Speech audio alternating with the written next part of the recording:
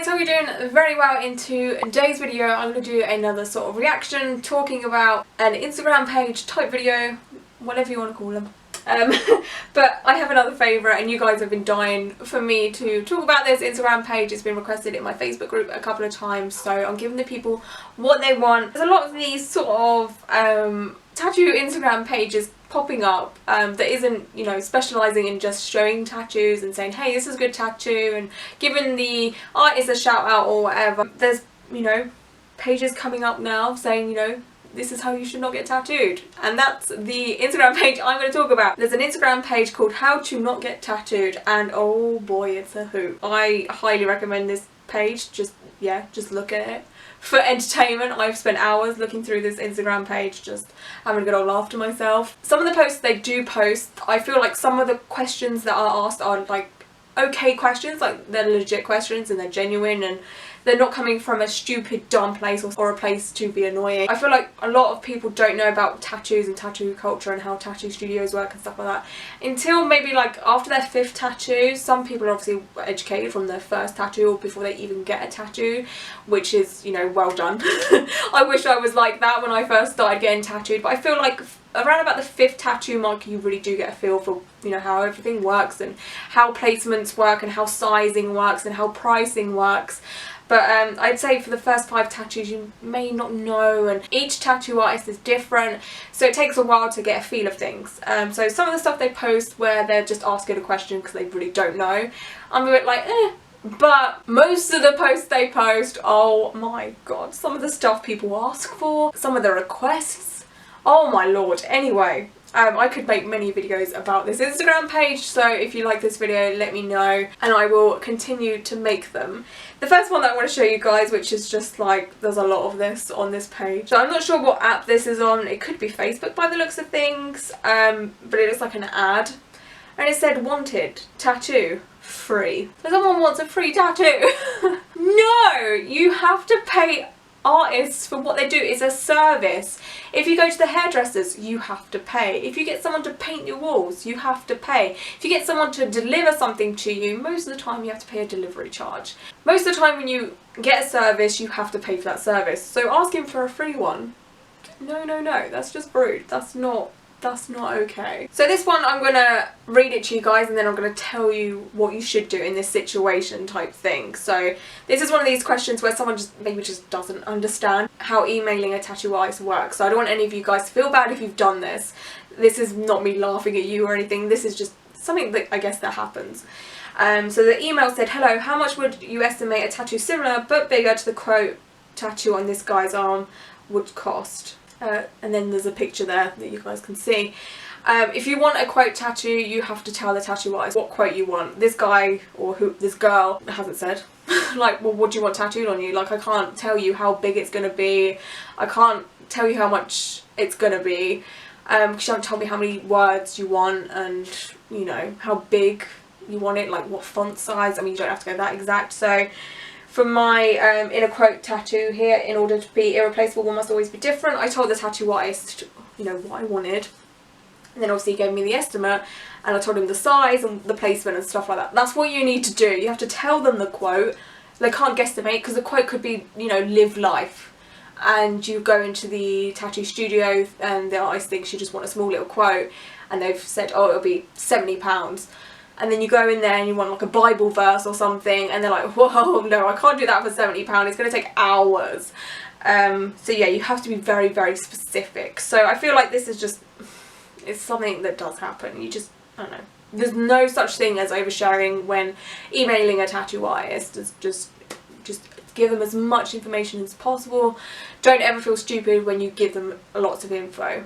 The next one I want to show you guys is a message, or I think this is Facebook message or Instagram message, I'm not sure, but it's between a tattoo artist and a potential client. The one in grey, I'm guessing, is the tattoo artist. So the tattoo artist has said, I can do it between $80 and $100. I don't know what it is, it's obviously a tattoo. And then the client has said, how about $65? And then the tattoo artist has said, how about between $80 and $100? The client has said, LMAO, how about $65? And then the artist has said, haha, you know what, you get what you pay for, so if you want to pay me $65 then you'll get a $65 tattoo. which is fair enough. It's obviously understandable that everyone has a budget, everyone has a limit, not everyone can flash the cash for some tattoos, but I feel like this is just how you do not get tattooed. You don't bargain with a tattoo artist. You can tell them that you have a budget and they'll let you know what they can do in that session or for that day or for that tattoo. So say you have a budget of £100, they'll say, oh, you know what, I can do the outline for you on that day, but then you're going to have to come back and get the colour. So it's okay to tell an artist, you know, your budget and stuff like that, if you have a budget or if you're looking to pay a certain amount, and then they'll tell you what they can do for that amount. I feel like that's not really that rude.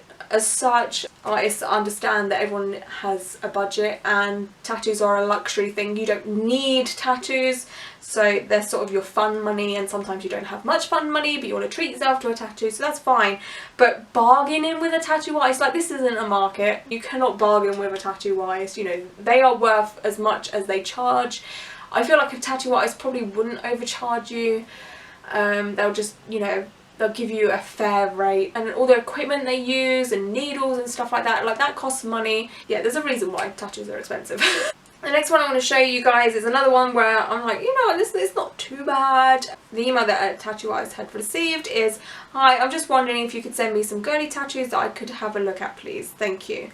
Now, I can understand why a tattoo artist is mad at that, because if you send some of your artwork over, all it takes is for someone to, you know, right click, save, print it off and take it to another tattoo artist that's either cheaper or closer. So there's obviously, you know, a wariness with that.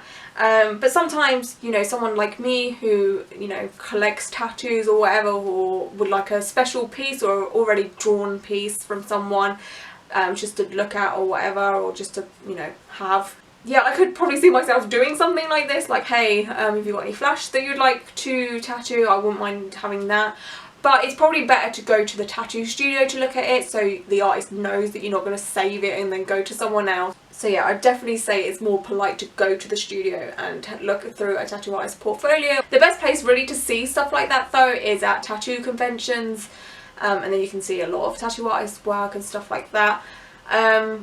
But maybe, I don't know, maybe be a bit more specific. I don't know how to get around this one, but this to me is just like, it's not that bad, but obviously you don't know who's been emailing you, so they could just, you know, steal your artwork, and that's not a good thing. So if an artist declines something like that from you, then just understand they're just wary, and it's probably happened to them before. But most tattoo artists also put up designs that they want to tattoo on Instagram, so just look through their Instagram. I don't know. Okay, the next one I want to show you guys is this one. It says, do you work in a shop or do you do home visits or both? And then the tattoo artist replied, I'm a professional tattooer, I work in a shop.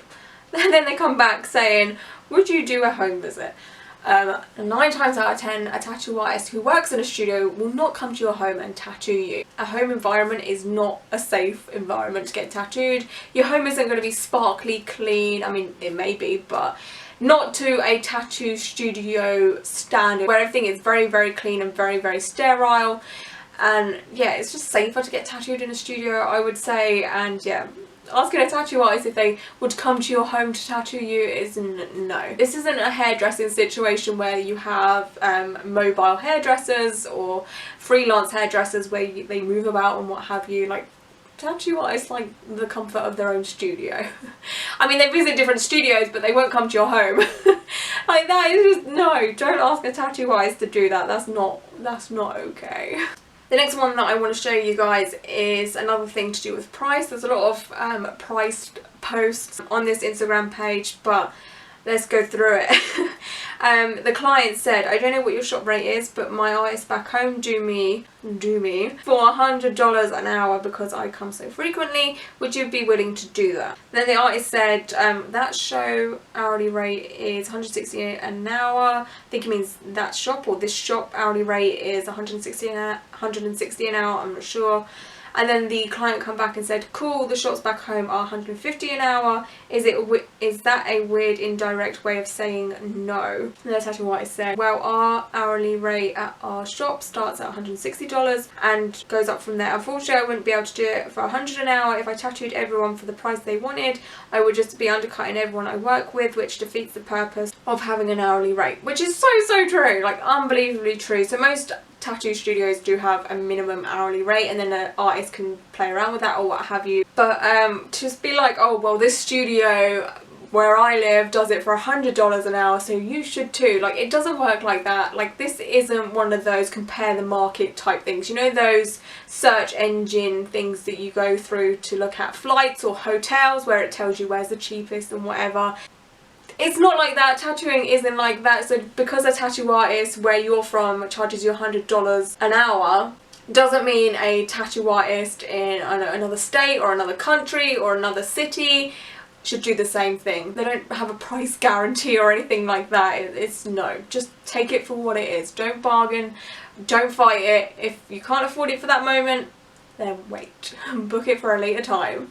The next one and the last one I'm going to talk to you guys about for this video is this. This is to do with a studio or a brand. I'm not entirely sure, I can't really work this one out, but the brand or studio said, would you ever consider a guest spot or a full-time spot with a pretty well-known brand? And then the person come back saying, hey guys, thank you, is this in relation to my modelling? What would the guest spot entail? And then they come back saying, we would supply a tattoo and you model it. Win-win, love working with models. And then she or he said, cool, if I can bring my fiance, he's a tattooist. And then I read the caption down below and it said, this shop messaging a model to get her to rep their work, yet no response when she mentions a fiance who is a tattooer. Shady. That is so shady. Like, that is not cool. That is just weird. Like, the whole situation is very, very weird. Yeah, I've never seen anything like that before, heard anything like that before. I didn't, yeah, it's just, that's so strange.